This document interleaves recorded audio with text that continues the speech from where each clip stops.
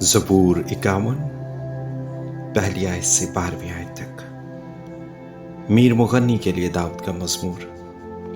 پہلی آیت سے، آئے خدا اپنی شفقت کے مطابق مجھ پر رحم کر، اپنی رحمت کی کثرت کے مطابق میری خطائیں مٹا دے، میری بدی کو مجھ سے دھو ڈال اور میرے گناہ سے مجھے پاک کر، کیونکہ میں اپنی خطاؤں کو مانتا ہوں اور میرا گناہ ہمیشہ میرے سامنے ہے۔ میں نے فقط تیرا ہی گناہ کیا ہے اور وہ کام کیا ہے جو تیری نظر میں برا ہے، تاکہ تو اپنی باتوں میں راست ٹھہرے اور اپنی عدالت میں بے عیب رہے۔ دیکھ، میں نے بدی میں صورت پکڑی اور میں گناہ کی حالت میں ماں کے پیٹ میں پڑا۔ دیکھ، تو باطل کی سچائی پسند کرتا ہے اور باطن ہی میں مجھے دانائی سکھائے گا۔ زوفے سے مجھے صاف کر تو میں پاک ہوں گا، مجھے دھو اور میں برف سے زیادہ سفید ہوں گا۔ مجھے خوشی اور خرمی کی خبر سنا، تاکہ وہ ہڈیاں جو تو نے توڑ ڈالی ہیں شادمان ہو۔ میرے گناہوں کی طرف سے اپنا منہ پھیر لے اور میری سب بدکاری مٹا ڈال۔ آئے خدا میرے اندر پاک دل پیدا کر اور میرے باطن میں اثر نو مستقیم روح ڈال۔ مجھے اپنی حضور سے خارج نہ کر اور اپنی پاک روح کو مجھ سے جدا نہ کر۔ اپنی نجات کی شادمانی مجھے پھر عنایت کر اور مستعد روح سے مجھے سنبھال۔ آمین۔ یسایہ بن آموز کی کتاب 30واں باب 15ویں آیت سے 18ویں آیت تک۔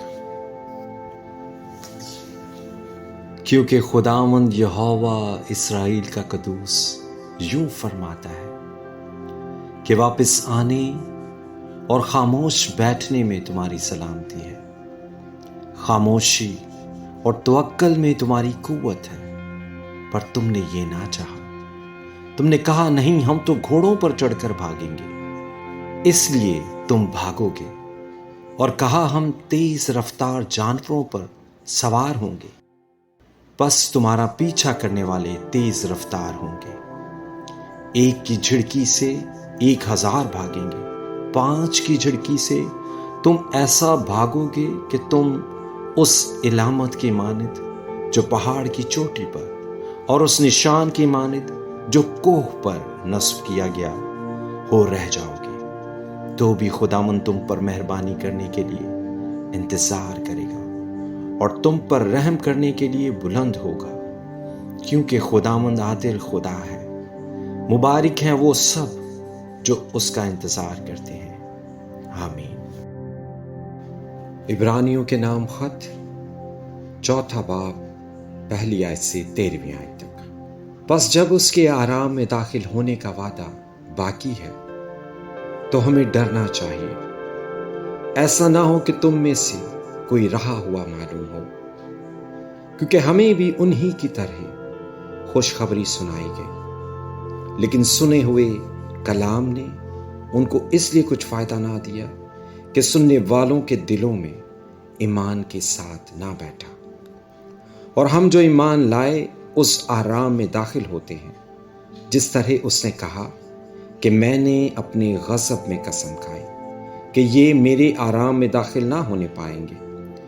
گو بنائے عالم کے وقت اس کے کام ہو چکے تھے، چنانچہ اس نے 7ویں دن کی بابت کسی موقع پر اس طرح کہا ہے کہ خدا نے اپنے سب کاموں کو پورا کر کے 7ویں دن آرام کیا، اور پھر اس مقام پر ہے کہ وہ میرے آرام میں داخل نہ ہونے پائیں گے۔ بس جب یہ بات باقی ہے کہ بعض اس آرام میں داخل ہوں، اور جن کو پہلے خوشخبری سنائی گئی تھی وہ نافرمانی کے سبب سے داخل نہ ہوئے، تو پھر ایک خاص دن ٹھہرا کر اتنی مدت کے بعد داؤد کی کتاب میں اسے آج کا دن کہتا ہے، جیسا پیشتر کہا گیا کہ اگر آج تم اس کی سنو تو اپنے دلوں کو سخت نہ کرو۔ اور اگر یشوع نے انہیں آرام میں داخل کیا ہوتا تو وہ اس کے بعد دوسرے دن کا ذکر نہ کرتا۔ بس خدا کی امت کے لیے سبت کا آرام باقی ہے، کیونکہ جو اس کے آرام میں داخل ہوا اس نے بھی خدا کی طرح اپنے کاموں کو پورا کر کے آرام کیا۔ بس آؤ ہم اس آرام میں داخل ہونے کی کوشش کریں تاکہ ان کی طرح نافرمانی کر کے کوئی شخص گر نہ پڑے، کیونکہ خدا کا کلام زندہ اور مؤثر اور ہر ایک دو دھاری تلوار سے زیادہ تیز ہے، اور جان اور روح اور بند اور گودے کو جدا کر کے گزر جاتا ہے، اور دل کے خیالوں اور ارادوں کو جانچتا ہے، اور اس سے مخلوقات کی کوئی چیز چھپی نہیں، بلکہ جس سے ہم کو کام ہے اس کی نظروں میں سب چیزیں کھلی اور بے پردہ ہیں۔ آمین۔